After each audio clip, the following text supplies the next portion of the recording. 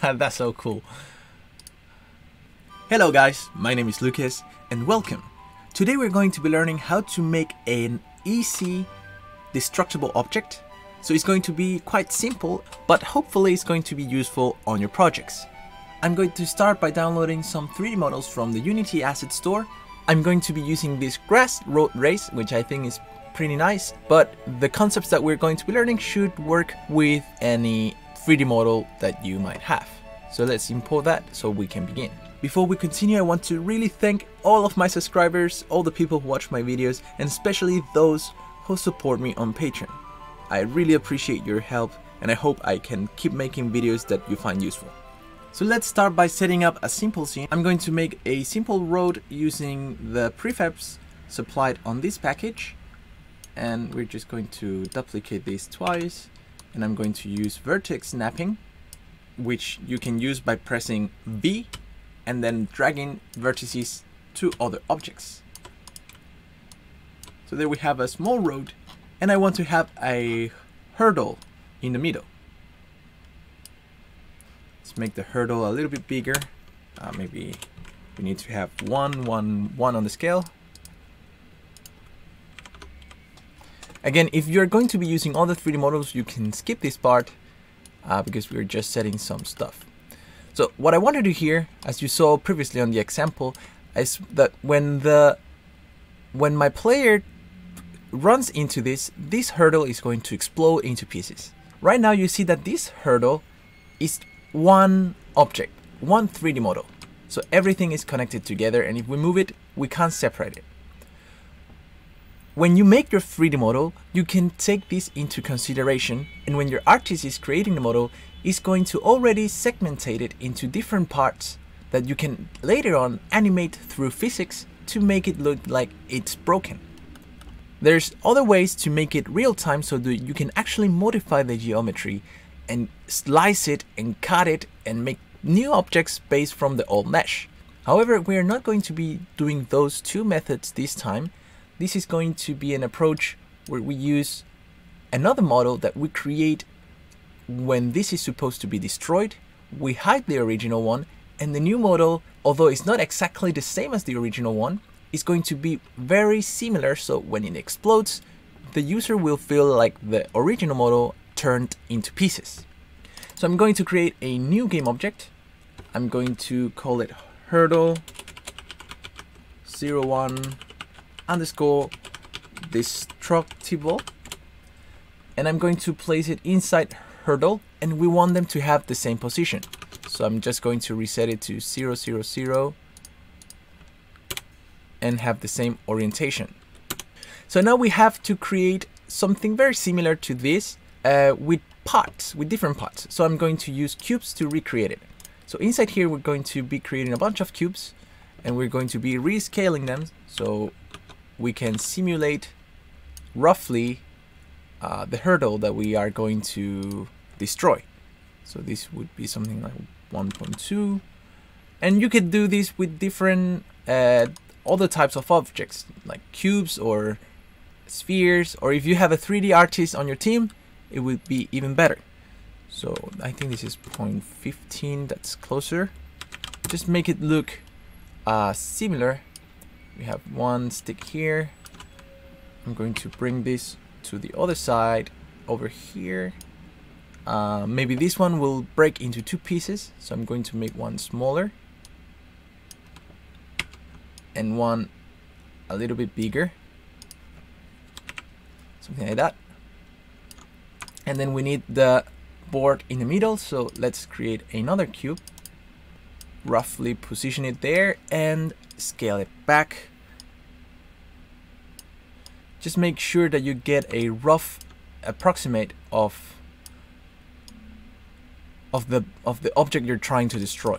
To make it better looking, we can actually have cubes inside other cubes, so we can create some fractures on this structure. So I'm going to scale this one back down here and put it back to the right. And then I'm going to make another one of these. This time it's going to be up here. This one's going to be down here. And this one is going to be taller.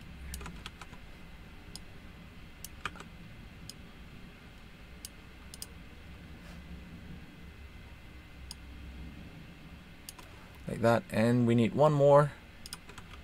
Just gonna duplicate this one and make it smaller.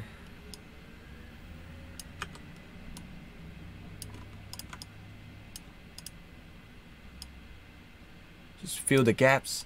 It doesn't need to be perfect because it's going to explode into pieces. So no one is going to really notice if there is gaps between. But if you make a whole piece, like now we're making a whole piece out of different pieces, you might want to not leave any gaps because those will stick up together. So those will keep together after the explosion. But these different pieces are going to be all separated. So all the first layer of children of the destructible are going to be blown apart.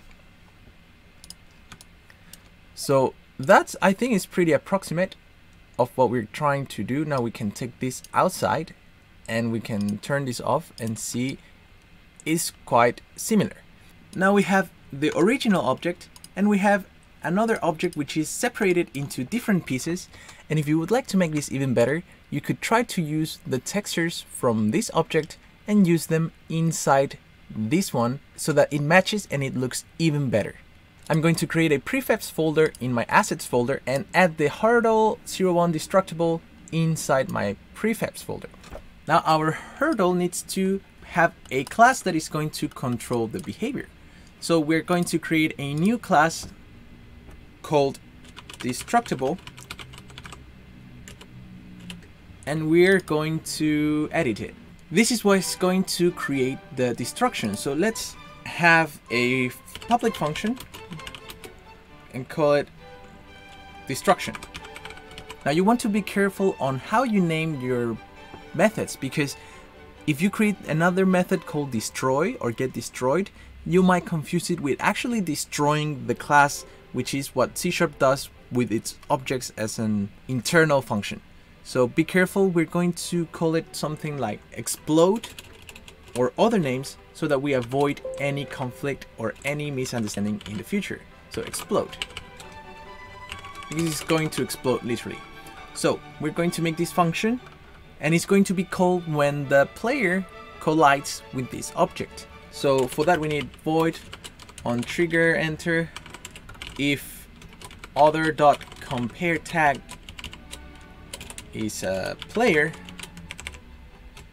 then we're going to explode. So what are we going to do in explode? So first we need to hide the original mesh. Why we need to hide it is because this one we cannot destroy it, the original one, because as I said, it's not separate into different pieces.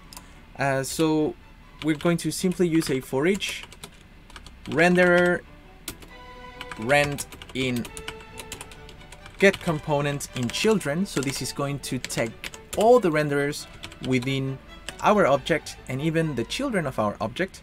So for each renderer inside our object, we're going to set them enable equals false. So this is going to hide the original mesh. Now we want to create the destructible prefab at the exact same location of our original object. So first we need a reference to that prefab. So public game object destructible prefab. And we want to create it down here. So we're going to create a game object. I'm just going to call it destructible is equals to instantiate, and we're going to instantiate the destructible prefab at the transform.position and transform.rotation. So we're going to put it at the exact same location and with the same orientation as our original object. Now we want to use physics to simulate an explosion on the object that we're going to destroy. So first we need to get all the rigid bodies on our game object. This one, the destructible one, the one we just created.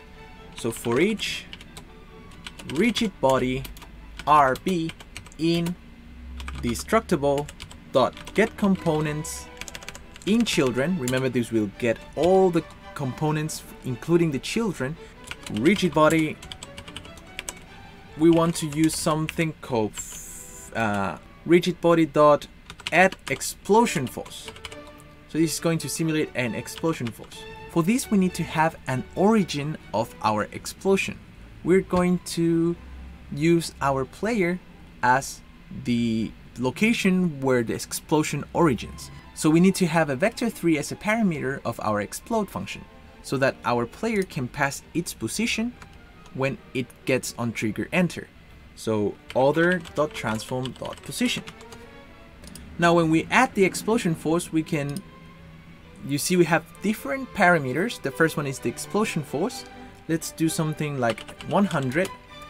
Then we need to have a position, which is the origin, which is the position of the player. And then we need explosion radius. So let's do something like 5.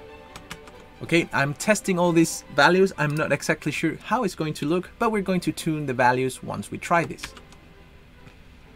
There is another optional parameter, which is upwards modifier. So the explosion can always go upwards a little bit and simulate the effect a little bit better if that's what you want. So we're going to use an upward modifier of 10. Now we're back here. We have our hurdle that we also can save as a prefab.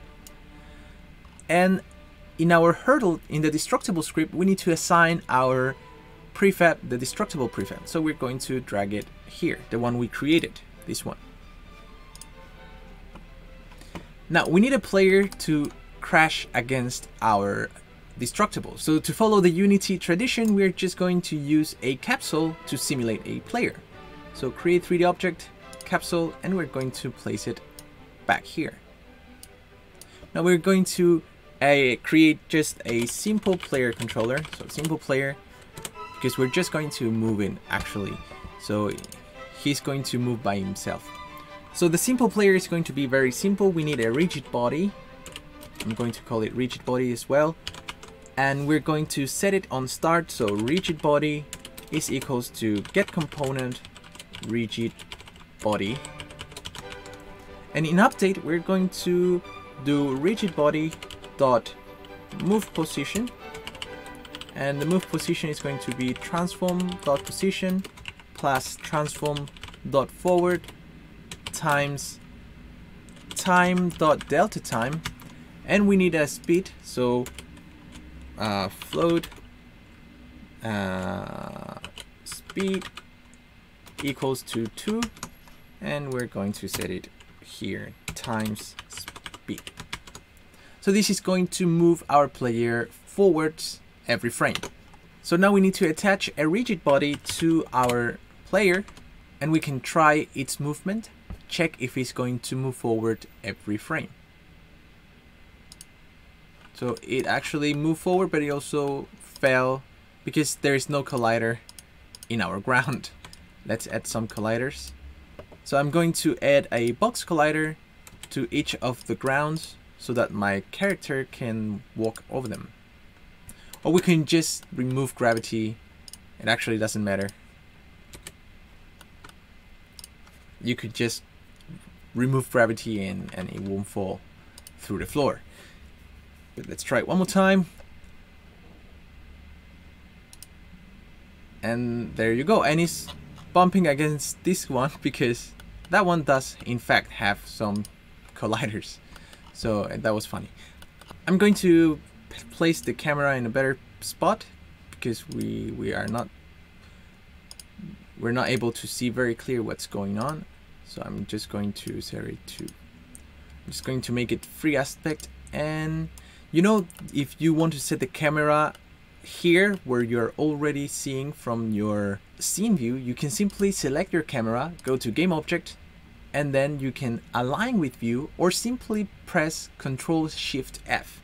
So we select our camera, Ctrl+Shift+F, and the camera is right where our scene view was. So that's a useful tip. Now I'm going to get rid of this destructible because this destructible is going to be created by our hurdle. And our hurdle needs to have a collider.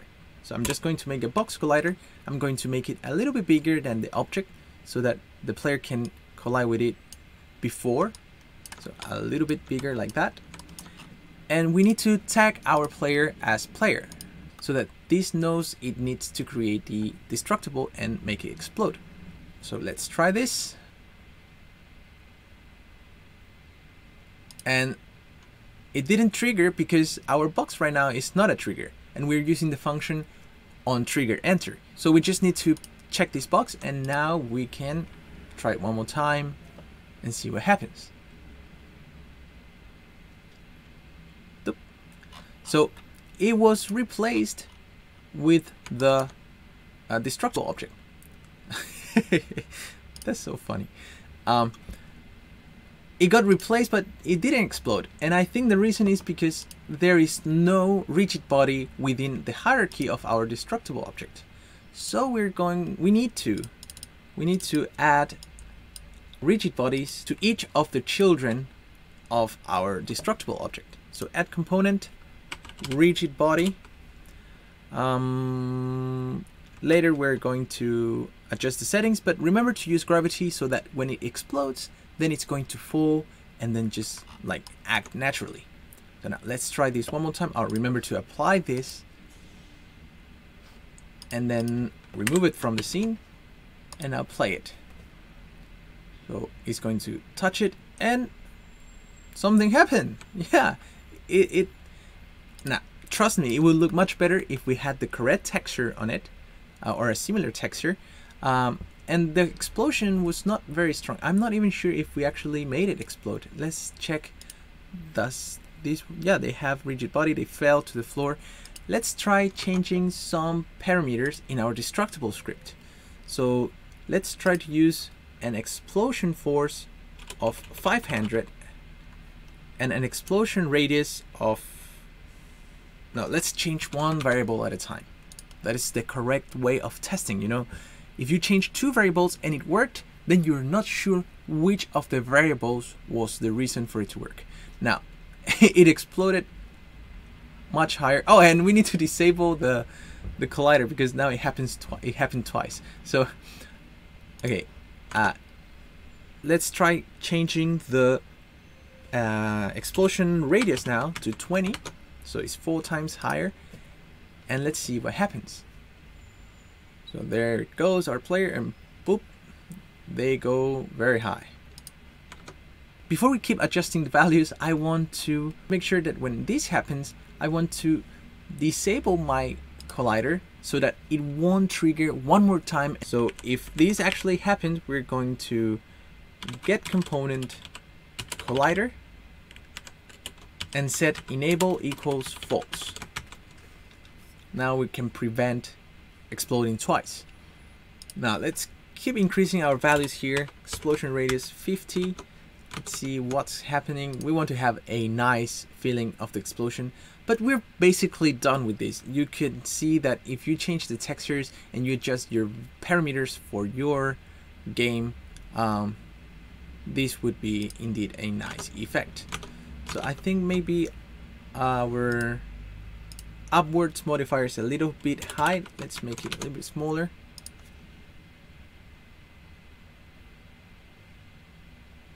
And oh, the upwards modifier, when it became slower, actually made things go forward a little bit. So let's make this even smaller and see what happens. Yeah, so now they're flying further away. So I think it was the upwards modifier that was making the explosion look unnatural. So let's tweak this a little bit more again. I'm going to make it back to 200. I actually just did this once before, so we're just trying to get the correct values in our parameters. So 350 origin. Let's do this something. Let's keep it.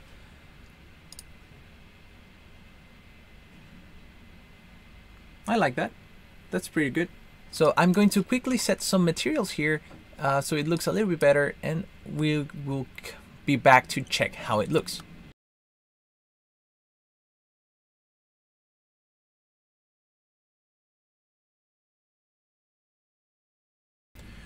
So I just quickly grabbed this texture and applied here and changed the tiling values and the offset values so that it looks just similar. The colors, you should be able to make a better job than me, but just make sure that you can have a similar object. Now we're going to apply that, and from far away should look very similar. So let's play. Oh, let me remove this. Let's play this and see how this looks like. So there we go, and yeah, it didn't look that bad. So now we're almost done. Now I'm going to create some materials and create a little character for our demo, and I'm going to add some more hurdles to our track, and hopefully we will have a nice end result.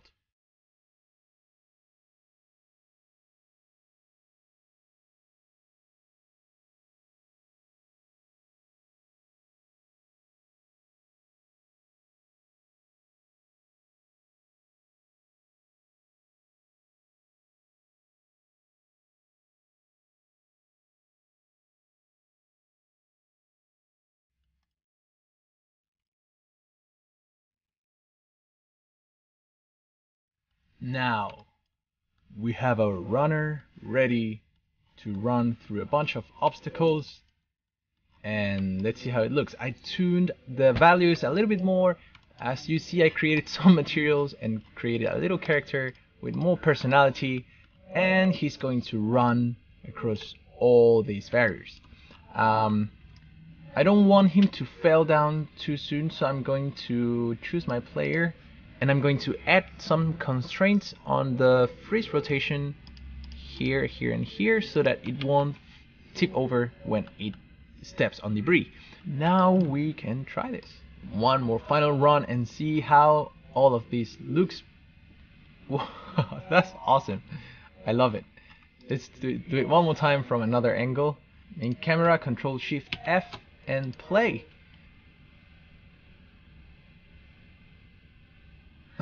That's so cool. One last time from here. And there you go. That's how we make simple but yet good looking destructible objects in Unity. I hope you guys found this video useful. If you have any questions, please let me know in the comments. Please remember to like this video, share it with your friends, it really helps me a lot, and of course subscribe and hit the notification bell. I will see you all on the next one. Goodbye.